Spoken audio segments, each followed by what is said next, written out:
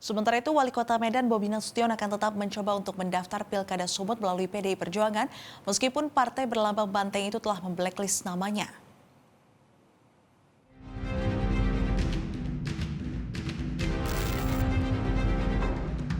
Bobi Nasution merespon pernyataan PDI Perjuangan Sumut yang menyebut bahwa niatan Bobi mendaftar pemilihan gubernur melalui PDIP adalah sia-sia. Menurut menantu Presiden Jokowi ini, justru yang sia-sia adalah bila dia tidak mencoba. Bobi juga mengaku mendapatkan informasi bahwa dirinya tidak perlu mendaftar Pilgub Sumut lagi ke Partai Golkar karena sudah mendapatkan surat tugas.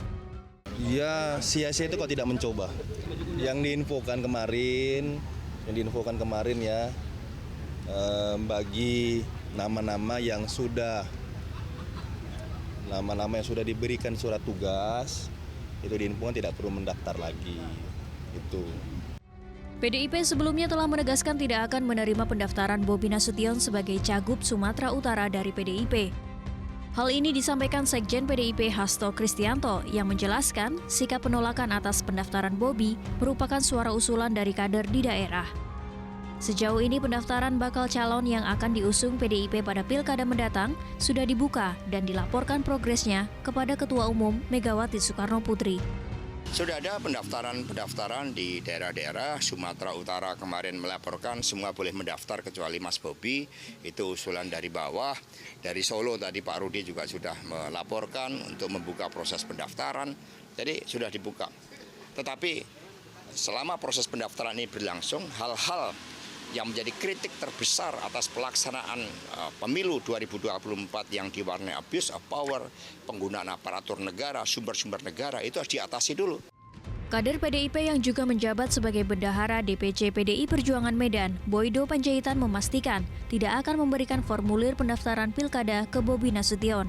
Hal ini dilakukan sesuai dengan instruksi yang diberikan oleh Sekjen PDI Perjuangan Hasto Kristianto.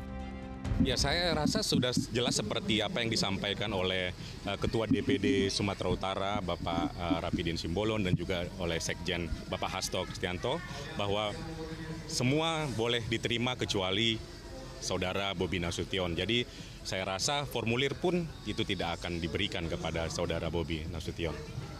Saya rasa partai lain pun pasti akan berpikir untuk menerima orang-orang yang hanya masuk sebagai kader dengan tiba-tiba dan untuk dicalonkan sebagai kepala daerah, seperti itu. Sebelumnya, Ketua Umum Partai Golkar Erlangga Hartarto telah memberikan surat rekomendasi kepada Wali Kota Medan sekaligus menantu Presiden Jokowi, Bobi Nasution, untuk maju dalam pemilihan Gubernur Sumatera Utara tahun 2024.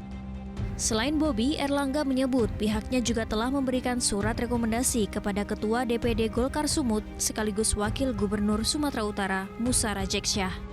Tim Liputan, Metro TV. Jelajahi cara baru mendapatkan informasi. Download Metro TV Extend sekarang.